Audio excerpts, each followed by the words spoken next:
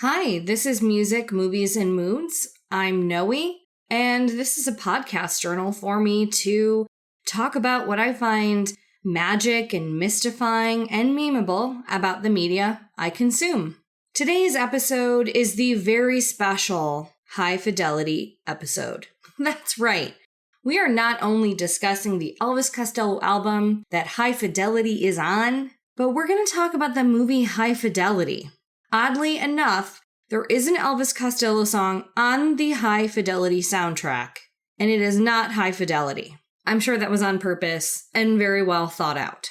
First things first, Elvis Costello. Elvis Allison Costello. So I wanted to dig into the Get Happy album because I've had New Amsterdam on my liked songs list on Spotify for a while now, and I love it. And I thought, gee, the song's a peach. I'm going to check out the rest of the album. And the rest of the album is busy. There are 20 songs on the album. It was originally one LP, and they fit them all on there. And they're all like 2 minutes or something. Very few of them outstay their welcome for too long. But I will be mentioning one in particular that overstays its welcome at like 10 seconds in.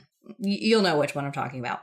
So I've been an Elvis Costello fan at least since college. I really liked his 2008 album Momofuku that he did with Jenny Lewis. And I might talk about that in the future. That's a cool one. And I very rarely like newer albums from artists whose favorite work of mine is from like the 60s, 70s, 80s.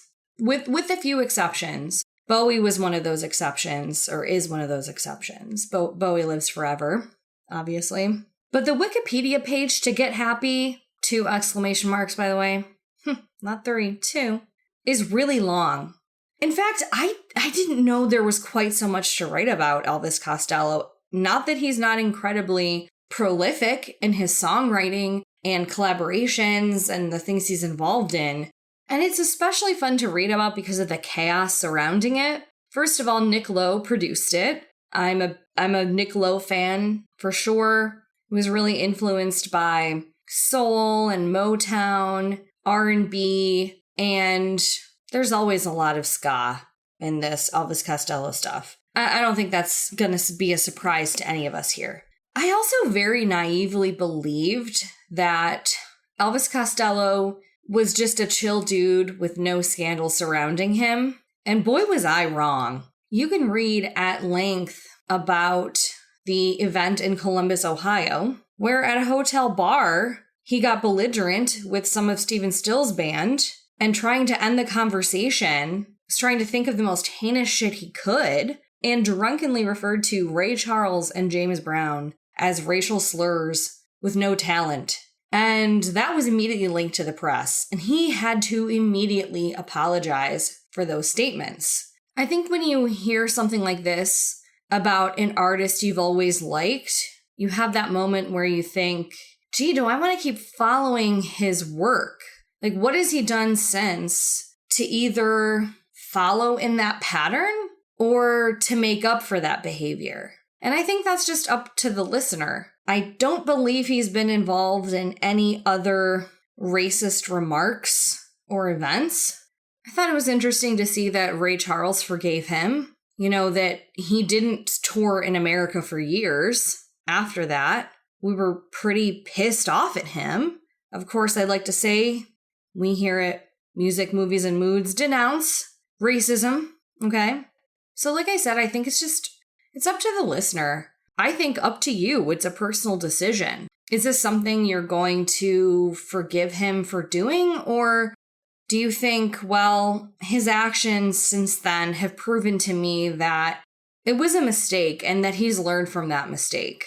He notes in his autobiography that it was kind of a turning point for him in his career, that it changed the trajectory of his career and his life. So I think just do what you will with that information. Make your own decisions about whether you're cool with him. So on to the music itself. The album is definitely energetic. It's punchy, like a lot of Elvis Costello stuff from around this time. Very ska heavy. One theme I would definitely bring up, at least for this album, and maybe more of his work around this time, is that in his songwriting, he tends to write about women like they're a totally separate species. And this is something that I picked up on a lot in the High Fidelity movie from 2000. To me, that always signals, obviously, major insecurities. And especially if you think about Momofuku, from what I remember, there were a lot of different subjects explored in that one. But in Get Happy, it's a lot of relationship stuff. Jobs and anger and angst. I mentioned angst last week with Mitsuki's album too.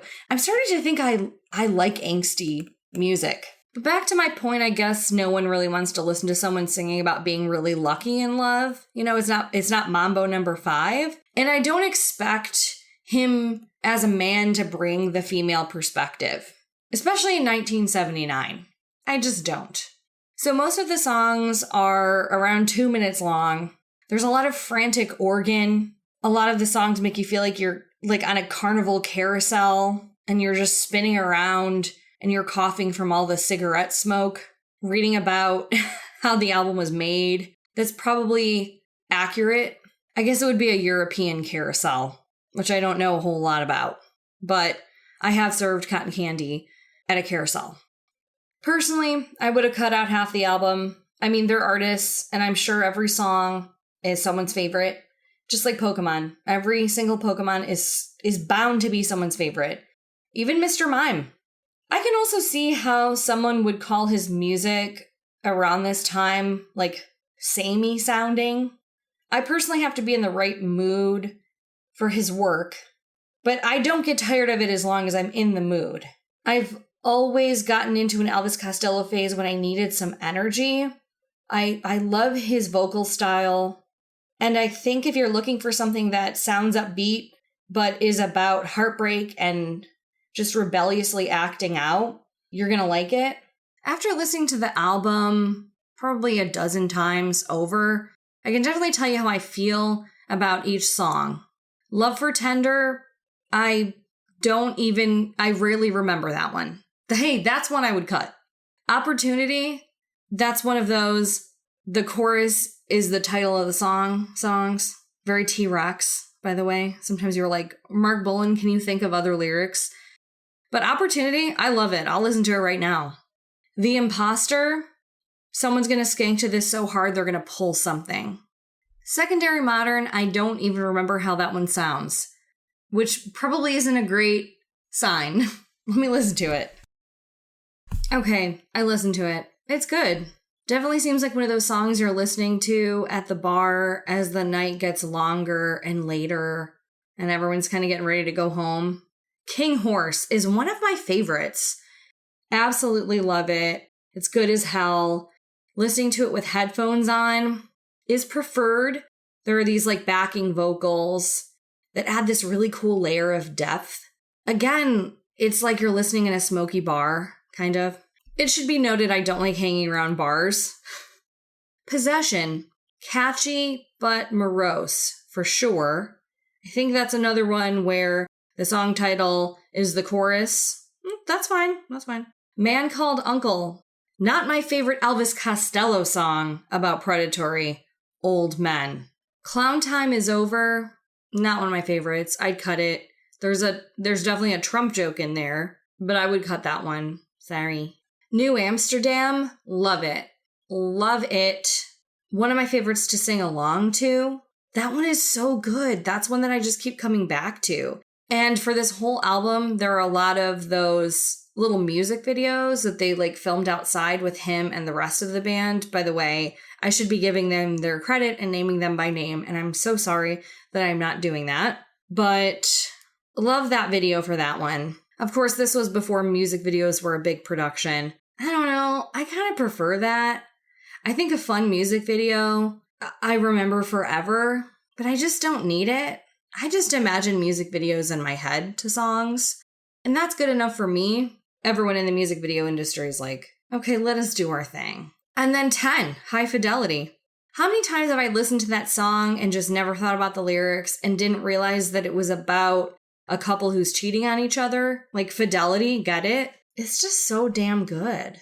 So I didn't realize that Elvis Costello was so inspired by Bowie, particularly Station to Station. And so when High Fidelity was first performed live, it was slower and sounded a bit more like Station to Station. And that version, a ton of fun. I added it to my Halloween playlist because organs always work for Halloween playlists. So side 2 starts with their cover of I Can't Stand Up for Falling Down. And that song was originally a Sam and Dave song from 1967. The original is much slower. It has a different vibe. Elvis Costello and the Attractions cover, way more energetic. It's so good. I think you can listen to it over and over again, and I do.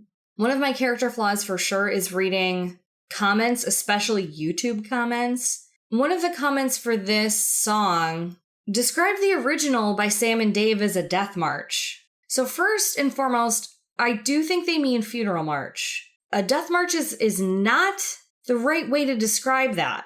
And a funeral march, I think that's a little rude. I do think Sam and Dave deserve a little bit more respect here. However, they're two different things. This really leads me into my discussion on the High Fidelity movie, because the experience of most art is subjective. There are very few things I think we can all agree are just objectively bad. The movie The Room with Tommy Wiseau, objectively a bad movie. Manos Hands of Fate, bad. Most things that have been riffed on by Mystery Science Theater 3000, we can say, okay, not only was the quality very poor objectively, but the acting was bad, the story didn't make a whole lot of sense, it didn't entertain. And I feel like that's actually what people are looking for a lot of the time when they're critiquing something. Well, it didn't entertain me. I say it all the time. I'm not the audience for that thing. So I think before you call something a death march or a funeral march, which is what I think they meant, identify, is the original song even something I would usually listen to? And maybe not. Compared to Elvis Costello's, I definitely prefer his. Anyway, next on the album, Black and White World. Absolutely love this one. It's so much fun. Fun listen. 5 gears in reverse. And the F is a 5. Skippable. 5 gears in reverse and B movie are both fine. I like them. Not sure if they'd make the cut. I'd have to make those two duke it out. I'm sorry. Also in Spotify, the F in 5 gears in reverse is not a 5. I feel like that would have been doable. Someone needs to go back and check that. Either it's wrong in Wikipedia or it's wrong in Spotify. Okay, Motel Matches. So schmaltzy. I'd cut it. There's just a limit for me to a song. And again, I'm saying for me. There's a limit to my patience. And this song hits it. I get it. It's like the woman is being used up like matches. Okay, like Motel Matches. Obviously, in the year 2023, Motel Matches doesn't mean a whole lot to us. I'm curious, though, what places still give out customized matchbooks? Because that used to be a thing where you'd collect matchbooks from places. Which leads me to my absolute least favorite song on the album, Human Touch. It is a joke song that I hate. I had to read the lyrics because I thought he was saying Killer Zume. He's saying, give it to me. Okay, I hate that song. I had my husband listen to it just to check if I was being too sensitive, and he said, oh no, what if someone hears it? So, sorry, but that one's getting the cut. I never want to hear that one again. It is kind of comically annoying, though, for me personally. Beaten to the punch, my first thought, and I wrote it down, was the Beatles with worse self-esteem. I don't know. What do you think? Temptation? I don't know. Not memorable to me. Okay, I didn't realize that Beaten to the Punch has the same bass line as Taxman. So the Beatles comment came before me knowing that reference. I would like someone to give me credit for that. I Stand Accused is excellent. It's another really like high-paced ska sort of cover. Really like it. It's gonna make the cut. I'm happy to report. And then Riot Act. Okay, so Riot Act is One of the only songs I think he's said is about the Columbus, Ohio incident. And as usual, if you're trying to make any sense out of Elvis Costello lyrics, those are kind of just for him. And then you just take whatever meaning you can out of it, personally. But Riot Act is excellent. It stands out from the rest of the tracks. And I would keep it in my cut of 10 songs. Anyway, now it's time for us to get to the movies portion. And we will be talking about High Fidelity, the film from 2000, starring John Cusack, Jack Black, and Lisa Bonet, among others, like Todd Louiso, who I don't know if I've seen anything else. Sorry, Todd. And I will be messing up her name. I'm sure she's used to that by now. I apologize. Ibn Hila. And I will say right from the get-go that she was delightful. I thought a lot of the supporting cast for this movie was. I thought all of the women were excellent. Lisa Bonet is probably one of the most beautiful people to ever live.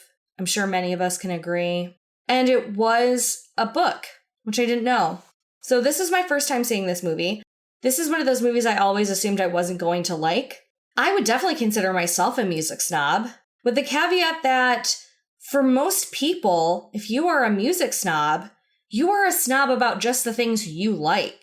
I'm sure that there are quite a few people who have a really broad taste in music and know a ton about a ton of genres. But for the most part, I think a lot of people who call themselves, or who don't realize that they're music snobs, really just like a few genres and stick to that. And they really should just be saying, hey, that's not my thing. Oh, I'm not really into that kind of music. It doesn't really do it for me. And I will say High Fidelity does a good job of capturing that masculine vibe of if you're a woman. I don't know. I've never felt super comfortable in places like that as a woman. And I wouldn't step one little toe into the record shop in the movie. So I haven't seen John Cusack in many things. I've seen his sister in plenty of things. I think she's great. I prefer her. Sorry, John. I need to see something he's in that doesn't make me want to rip my hair out quite so much. So I think what I'm getting to is I found this movie extremely annoying. I did not give it a high score on Letterboxd. And a lot of the people who like the movie identified with the main character, which is like, okay, I'm sorry, it's not the 90s anymore. I'm sorry you identify with him, but you need to look at your relationship with women because you are a self-centered misogynist outright if you are relating to him that much. It's possible. At least think about it. Stylistically, the movie does that fourth wall breaking where John Cusack's character, Rob, talks to the camera and narrates his life. And I definitely understand the juxtaposition of him looking at the camera and saying something totally self-centered and dismissive of women as people, even though what's actually going on around him are women with sometimes tragic lives. He's surrounded by people going through everything humans do. One thing I did appreciate about the movie was just the mention of subjects you don't hear about a ton. I felt so bad for one of his girlfriends, Sarah, who was describing trying all these medications for her mental health and struggling through it. That's something people don't talk about a lot, but it's also something that someone you love might be going through right now, honestly. And of course, it's completely dismissive to him because he turns around to the camera and he's like, oh, it wasn't really about me, or whatever. I don't know.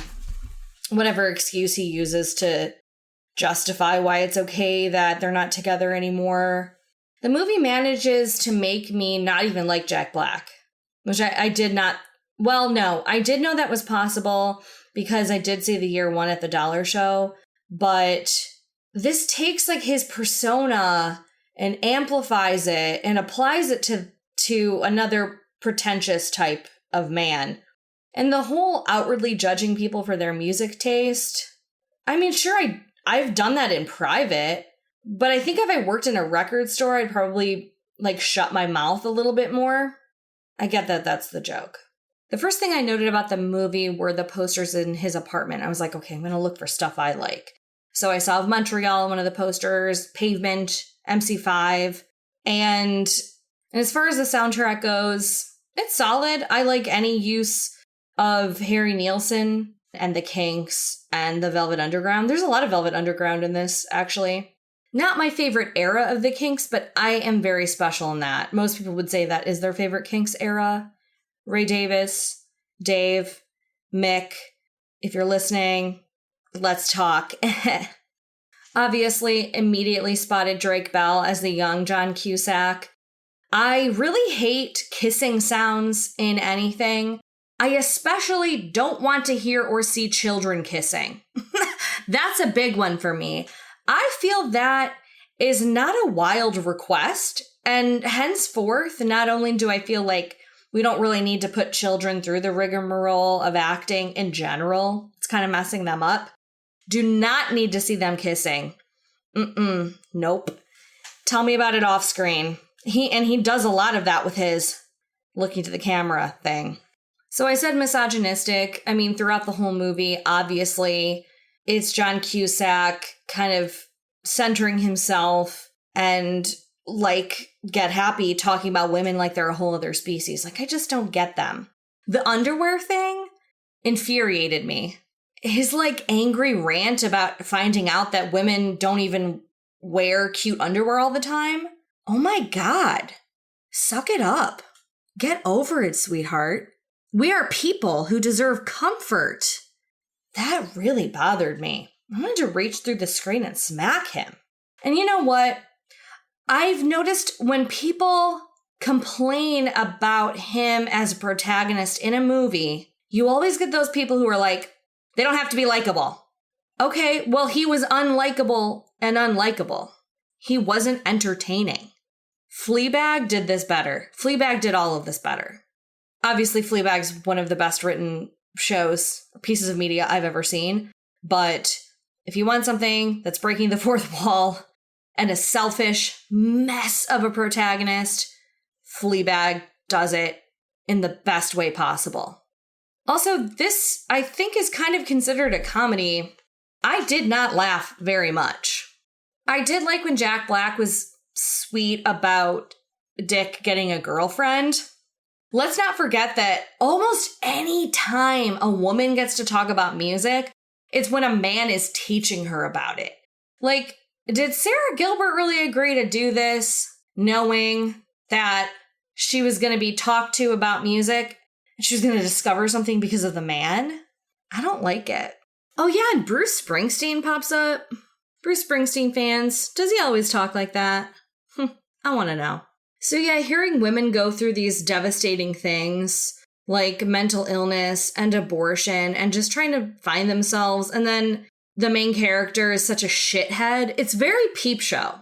Again, Mark and Jez in Peep Show are unlikable, but you love to dislike them. It's fascinating. But John Cusack's character doesn't have almost any character growth. That's one thing a lot of people note in their reviews about this movie, is that he kind of just gets his way at the end. All the people around him, he's really hyper-focused on kind of what he can get out of them, particularly women. He's not thinking about their wants. He's struggling with everyone around him. I mean, obviously he's going through a rough patch, but he's struggling with everyone around him. Doesn't learn anything. But I guess because of how many times he gets stuck out in the rain, which is like constantly with this dude, after a while, Laura just feels bad for him and takes him back. And he's like, oh, she's a person too. Oh my gosh, did you know that women are people? That's crazy.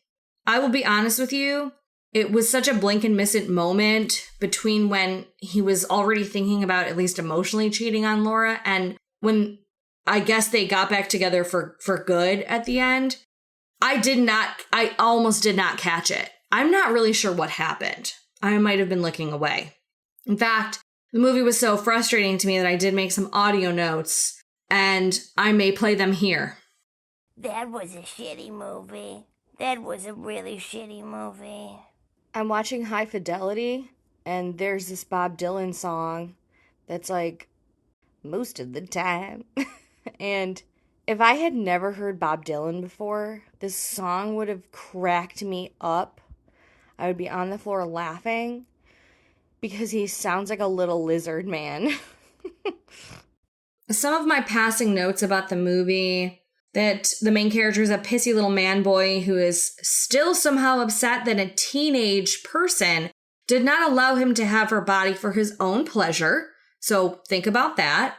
That absolutely no song puts me in a worse mood than Walking on Sunshine.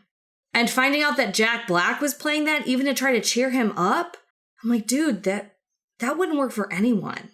I do wish it had been a song that wasn't quite so annoying. This whole movie just kind of reminds me that therapy is important. Laura and her bangs make her look like a model in those haircut books that you see at Great Clips. And I really like her voice. Also, do men in the world recognize that they are ruining relationships by not talking about stuff? Do they know that? The scene where he's reunited with Catherine Zeta-Jones, I do like that he realizes that she's like not even a funny or interesting person. I liked that bit of character growth for sure. But her life with all those people in that fancy dinner, that's what I thought all young adults' lives were like when I was a kid. Like, I still think about being rich in the 90s. I think that would have been the coolest thing. Someone tell me if you also thought that being rich in the 90s was the coolest thing ever. I did like the scene where they tracked down the teens who stole music and then judged them for it. That was funny, for sure. And I love the plot about him making their album. The Kinky Wizards is kind of funny. I rewound to hear Jack Black say again, okay, top 5 songs about death, a Laura's dad tribute list. And I really love the thing about lists. I actually have a friend who loves making lists. She is a list aficionado. She is the ultimate list maker. I also like how Laura invited John Cusack to her dad's funeral just for everyone to be mean to him. I feel he really deserved that. I don't think he deserved anything else, though, like her getting back together with him. I was more depressed for her than anything when that happened. I wasn't happy for him. I was like, oh no, honey, please go find someone else. And then the whole Tim Robbins thing with him and the very I think you should leave ponytail. Obviously, the scene in the record shop where he's imagining, they're fighting him or yelling at him or whatever. I liked that. But Tim Robbins' character is used so sparsely. And the fact that they give him 2 names, like his name is Ian Raymond. They call him Ian. They refer to him as Ian at first, and then they call him Ray. His character is not there long enough for people to get that. I sat there thinking, who the hell are you talking about? Who is Ray? That shouldn't have had to have been explained to me. I think that's fine in a book or a TV show where there's time to refer to people as multiple names, but I don't think he needed another name. I just realized I haven't said what's magic or mystical or memeable at all. Okay, magical. The soundtrack. Definitely. I understand it was taken very seriously, which I respect. I would like to make a movie soundtrack more than almost anything in the world. That and design costumes for the Nutcracker Ballet. My bucket list is impossible, quite frankly. The fact that so many of the characters are saying logical things. It's not lost on me that we know that John Cusack's character is like a piece of shit, It's just, for me personally, it's to the point where it doesn't work. I just don't think it works as well. More kissing sounds. At her father's funeral, there's a guy who sensually kisses Laura's neck. Why? Foley artists? Explain yourself, please. What I find very mystical indeed is the acclaim that the movie has overall. It's certainly not a low quality movie by any means. No scenes last too long. The dialogue is well written.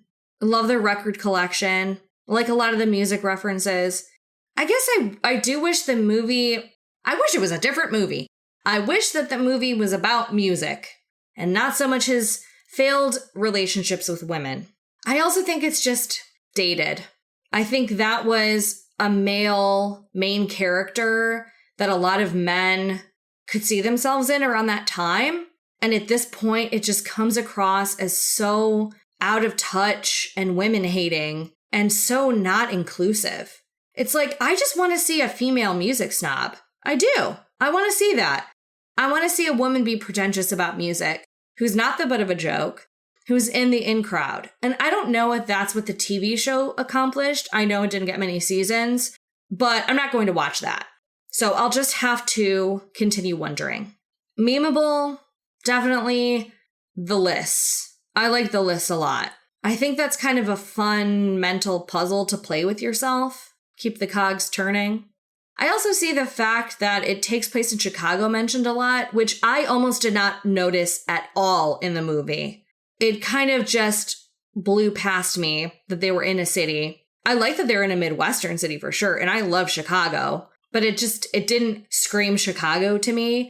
Maybe he should have gone to Lou Malnati's or Giordano's. I don't. Or maybe he should have checked out the aquarium. It's entirely possible he did go to the aquarium and I don't remember it. I'll be honest with you. Also, I mentioned Lisa Bonet as being beautiful. I don't know about her singing. I don't know about all that. I didn't like that very much at all. And I get it because it was like Peter Frampton and then he walked in and because she's hot, right? Everyone's into it. Okay, whatever. I give up. I'm not sure there's anything else I can say about High Fidelity. I think that's all I'm going to say. But it's kind of fun watching movies that get you worked up a little bit, not just rewatching The Mask, which is what I usually want to do. Let's talk mood. Coming down from kind of a stressful week. So at this point, my mood is completely blank. I'm fine. Things are good. I'm feeling pleasant. Everything's fine. And honestly, I'd rather take fine over out of my mind anytime. I think we can all agree. I hope everyone's fall is going well. I hope you're taking care of yourself as best as you can. I think it's tough sometimes to take care of yourself because that can include so many things. And there are about 500,000 tasks we have to get done on any given day. And there are all these shoulds. Oh, I should be doing this. I should be doing that. I don't know. I think sometimes just a daily list on a Post-it note is good enough. And if you get through half of it, maybe that's fine. Fine. See? Fine. Good enough. My mood is that I'm doing well. We'll see how the rest of the week turns out, though, for sure. So if you listen this far, thank you so much. I really appreciate the listen. Take care, and I'll talk to you soon. This is Music, Movies, and Moods. Bye.